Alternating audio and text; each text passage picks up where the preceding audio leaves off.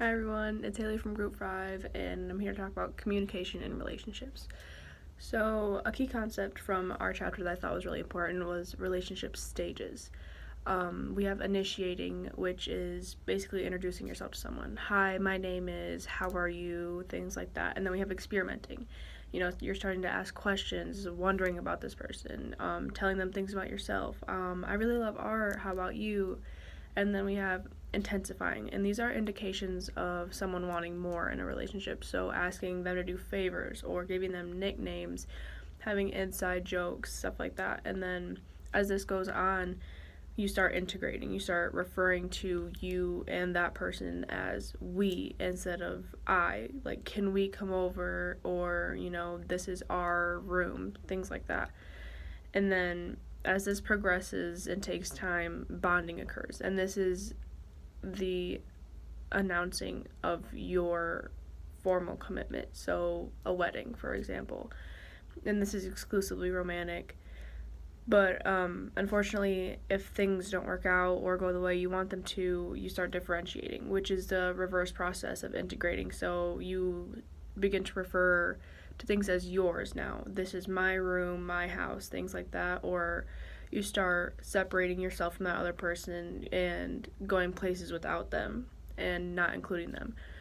As differentiating occurs, circumscribing is really common. This is as when you put up those boundaries, my room, my things, communication decreases and things start to come up like, oh, I don't really want to talk right now, or you start telling them like, oh, it's none of your business, stuff like that. Stagnating is the next stage in a relationship, and this is when it comes to a standstill and you're both waiting for the relationship to end. This can happen with parents and children if you guys get in a fight, and it's kind of that awkward silence, like you walk into the kitchen past them and go straight to your room, things like that. A really common thing that occurs in this stage is mind reading, like internal communication almost. Like, oh, I don't want to say anything because I know how he'll react, or I'm not even going to try and talk to them because I know they don't want to talk to me. Avoiding then occurs, and this is signaling that you want to end the relationship. Stop communication. So this is cognitive dissociation. You are mentally shutting down and ignoring this person at all costs, basically. So, can't talk right now, sorry, I'm really busy, I don't really want to talk about it, stuff like that. And after this occurs, most indefinitely, is terminating. And this results from different factors like geographic things or, different values, different personalities. But when you terminate something with someone, usually there's a summary message, we've had our ups and downs, but I really appreciate you. Then the drifting message, we've been drifting apart lately, or I just don't feel like our personalities match up, and then you try and reassure them. Afterwards, you'll be okay, you'll be fine without me, you'll find someone new, and then possible reconnection. So we should keep distance right now, but maybe later we can be friends and things like that. These stages are really crucial in a relationship. So if something goes wrong in the initiating or experimenting stage, ultimately you're going to end up terminating that relationship, no matter if it's a friendship or a romantic relationship and things like that. It's a really complicated process that affects relational formation and deterioration. So no matter what, you're going to go through these stages with someone, and they take time. And that's why they're really important, because we need to start spending more time in each stage. And that's kind of how we should start using it in our daily life. You can use these stages to learn more about them and learn what stage you're in your relationship and try and better that stage before moving on to the next. Or learn how to handle people in that situation. It's just really something that we should start learning. That way, relationships that we have don't end in termination. The next key concept I want to talk about is types of families. So we have the laissez-faire family, protective, pluralistic, consensual, and these families are defined with their conversation and conformity orientation. Conversation orientation is the level to which, communication is open and free, or whether it's restricted. And conformity orientation is whether your parents expect you to conform to everything they say, or whether it's kind of they encourage you to be different and go out there. So high conversation orientation, for example, is when families communicate with each other freely and openly about anything and everything. They want to hear about your day. They want to hear how you got on that math test, and if you have a problem, you can always come to them.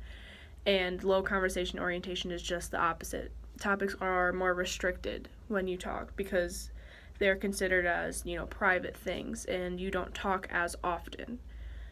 And then high conformity orientation is when your parents expect you to conform to their guidelines that they have set. So, like a Christian family may expect their children to practice the same that they do and then raise their children just the same. Well, low conformity orientation is when a family encourages diversity of beliefs, attitudes, values, and behaviors. They want you to go out there and be different than the rest of them. They may really love football and be a football star, but they want you to go try basketball. And so families that have high conversation and conformity orientations are called consensual families. And this is when they encourage open communication with you but want to maintain their hierarchy as parents. So they may ask for your opinion on a topic but may ultimately make the final decision themselves. But they will explain to you why they did this for the whole family. The low conversation and conformity orientation family is the laissez-faire family. This is when the family doesn't have much communication, it's very infrequent and short, and they aren't invested in their children's decisions. So they are often referred to as emotionally divorced. They're very disconnected with each other.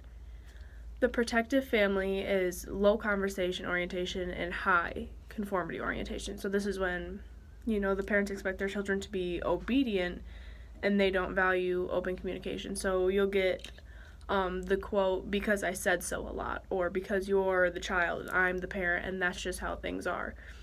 They make all the decisions, no matter what. And the pluralistic family is high in conversation orientation and low in conformity. So open discussion is encouraged, but parents don't strive to control anything. They expect you to get your life lessons from non-family members or personal experiences. They want you to go out there. They're kind of, free willy, but they really encourage communication. And I feel like these types of families are very important to us because your family is one of these. And to learn more about these would help you understand why and help you further your family's connection and try and make things better for your daily life. So that's how we can use these, is to learn about them and learn about our parents and what they expect from us and try to talk to them and change and make things better. And that's why these are very important, because this is your daily life. This is your family life, and we can always make things better, especially by learning about them. So this was Group 5's What, So What, and Now What. Thank you.